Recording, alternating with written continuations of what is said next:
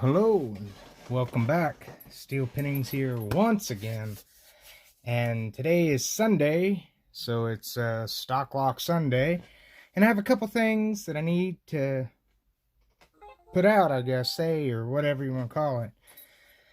First and foremost was I got a package from Starrylock. He had sent me his Miracle Lock, AVA Miracle Lock, and he wanted me to give it a shot at trying to get it back together for him.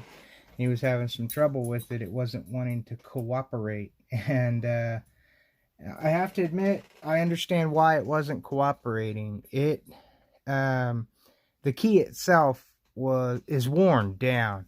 It's seen some use, which you don't want to go off and change the key. Like I have a couple extra keys. I could have changed it and modified the little for it to work, but up close here you can see all the detail in this key because it's a fairly new cut key. And then his key is, well, you can tell it's worn. Even, the finger area is worn so smooth like a baby's butt. Nonetheless, it was awfully dirty down inside, and it didn't want to cooperate. But, getting a lock to cooperate, that's my specialty. I don't know, you kind of slap it around a little bit, tell it what's up, who's the boss, whatnot. But I managed to get it back together, and it's working beautifully. So, we also did a lock swap at that same time. Here is his lock, all back together, yeah, and working. There. Worky good. Alright, so there's that. And he sent me a few other little locks here that he was gonna we were gonna do a little lock swap with. And this one here is really cool. It's a Illinois Duo in a desk lock, which is really neat.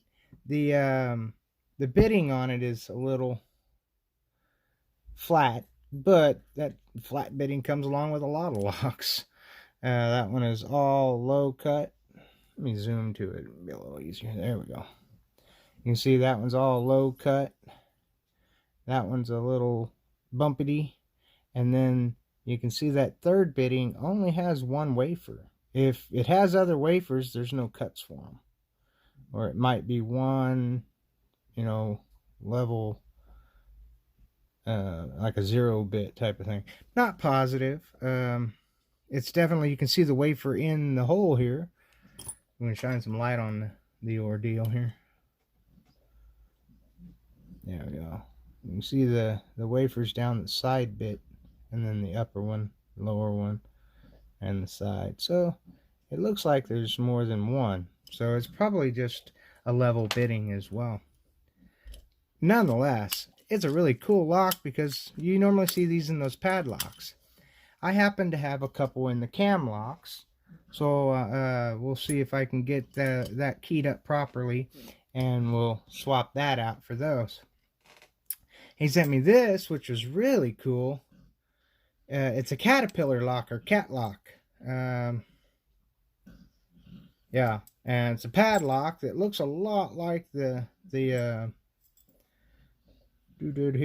Duo, but it's double bitted. And it looks a lot like the Illinois Duo padlock, a little bubble lock like that. Really cool. And then this one is a super cool eagle lock. And it's worn down as well. You can see the keyway here. It's quite a nasty little keyway. There you go. Put some light on it again here. Quite a nasty little keyway. Nice, fun little pick. Works beautifully, and I like how it opens too, because it opens and swings to the side. Really cool. And a frame 5-disc cylinder.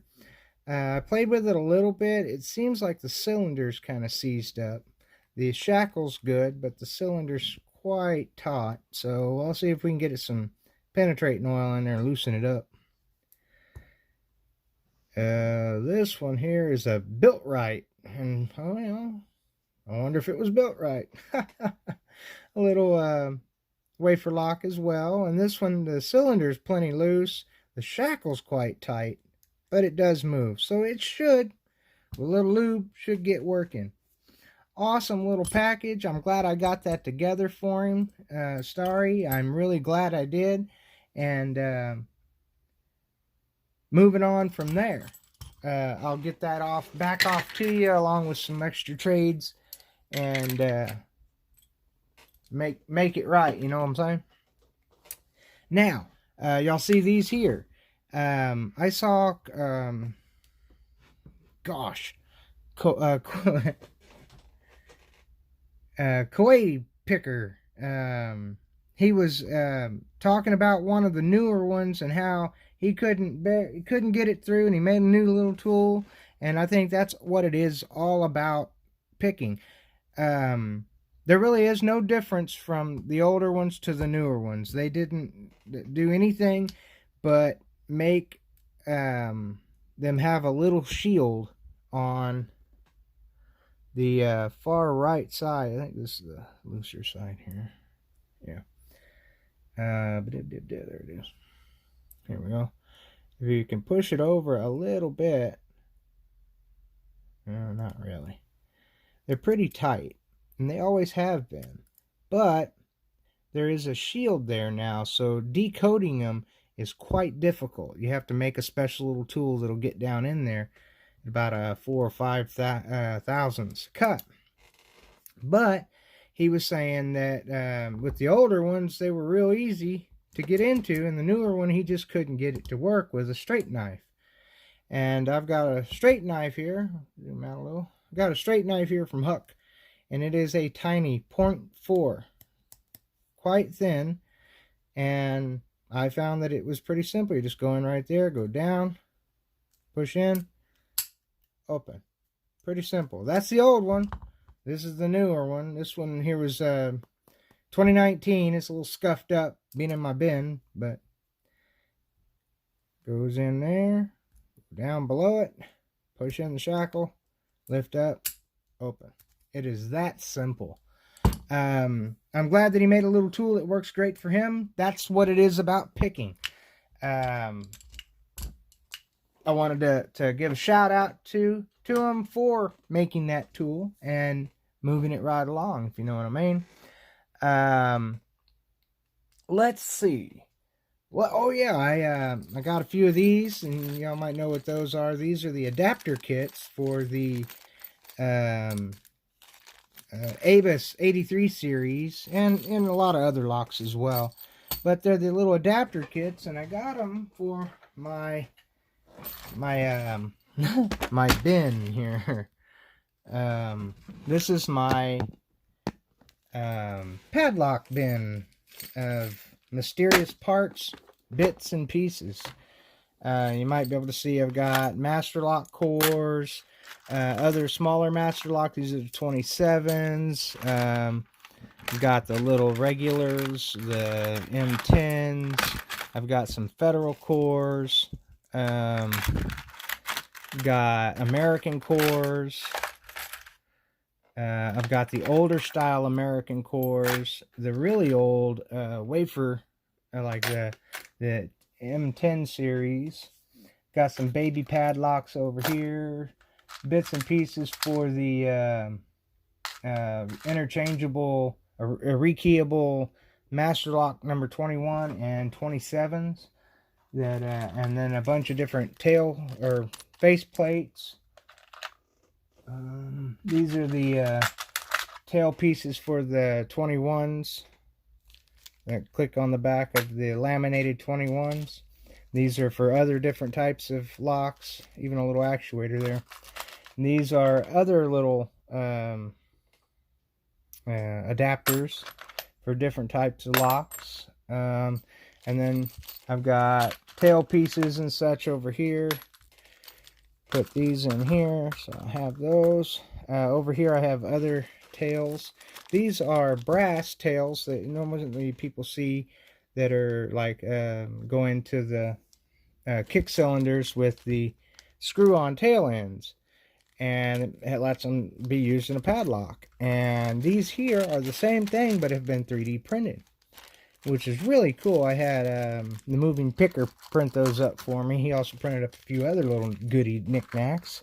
Like these here are best throw extensions for putting a 6-pin best in a 7-pin padlock.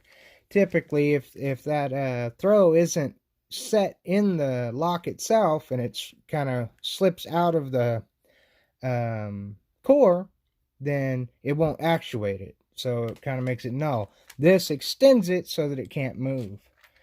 These things here are really neat too. See, these here are the throws, and it goes on the end like that. Anyhow, these things here are really cool because these are 3D printed artificial Bibles, and they go on round cylinders like the Cabo Quattros and stuff that go into padlocks to make them very similar to the a kick cylinder, so that it can actually hold on and work properly with, you know, one of these things that hold the Bible. And that's what those are. A lot of little knickknacks I got in there. Some extra. Get it out of here. Ah, come on. Jeez, Les. The hell. 83 series cores. Thank God for little miracles. I got that out of there. 83 series cores. This is a Schlage 0-bitted. This is a melted Band-Aid. This is a quickset core. Here's the key. It's also 0-bitted. So, yeah, a melted rubber band. Damn. Sometimes those things are good and sometimes they're not, you know.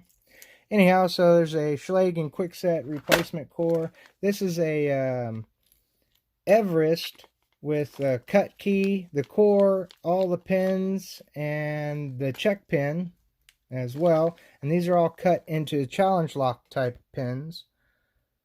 You see them there, they're all cut up nice and nasty. So that's like a challenge lock in a little baggie. This is a core that came out of a 83 series Abus, but it was supposed to be the Everest core. It even says so on the face of it here. Ever for Everest. And it takes the Everest key with the little whatchamacallit, right? Yeah, this is a cut Everest key. Works in there. Works great. But if you look back here, there is no spot for the check pin. So it works everything like normal, just no check pin. So it's really not an Everest. I'm like, that's false advertisement, people. Come on. So anyway, this is my padlock bin and stuff. So I'll give you a quick look at that. This thing's heavy as hell. Put it back under the desk. All right. What else I got here? Oh, there was something else I was going to show. I'll probably forget about it until it was time to do it, you know. I have this that came in a little while back, and it is a multi-lock C Series 13, or 13. It's for 13 millimeter shackle, and it's got the pop shackle on it, and I've got the shackle spring, and that's about it. The guts to this was lost in shipping, and you know, the postal department cares, but they don't care enough to do anything. But it broke their heart that they lost all the guts to this. But and you can't order replacement parts from Multi-Lock. They say order a new lock, buddy. The one thing you can get is the core, but you can't get the housing or nothing else. So I've ordered a core. I think it was like $20 for a core. But I ordered a core. I have a key, and I have a mini pin kit here, so I can pin it up when it comes. But you got to have the little Bible, the float Bible for it. Of course, the guts to it, the actuator and whatnot. So I ordered the Yale knockoff, if you will, of this particular lock. So I'll take the guts out of it and everything, and then I'll have a Yale housing and Yale shackle, and I will have a working multi-lock C13. I can't let it go because it's a beautiful lock, and it would be absolutely magnificent if it were working again. So I will be doing that soon enough, as soon as I get all the other bits and pieces for it. Other than that, I've been working on other little locks and stuff. I will be doing a giveaway soon, so that's pretty cool for all the new pickers. I've had this stuff for a while. The reload kit, the revolver pick or cylinder, a few other knickknacks that are good for starter pickers, and I've been waiting for a lot of new pickers to come onto eBay or YouTube and start playing or posting, I mean. So now that there are some, I will be doing a video pretty soon for it, and it will be a consistence of this. And what is that? This is a little vial of leftover pins. And what I'm going to do is I'm going to let y'all guess how many pins are in here. Now, there are different kinds of pins. There are different sizes, Medico pins, you name it. There's something in there. There's a Medico pin right there. So guess how many pins are in here. I've already counted them. And then I capped it off. And they're in there. Very little movement. As you can see how big it is. It's just slightly smaller than my pinky finger. So try and guess how many pins are in there. Everybody kind of start getting that together. I'll post a video fairly soon about it, and that's the one you need to post your guess in. And week or so after that, we'll do a drawing and get rid of some of this extra stuff I have here for newbie pickers that's sitting in the box. I'll go ahead and sign off with that before it gets to be a 30-minute video. Y'all please stay safe. Always stay legit. If you like this video and like what I do here, hit that like button. It always helps. And if you're new to the channel, please hit that subscribe button. Mash it real hard. Hit that little bell as well. And as always, until we meet again, peace.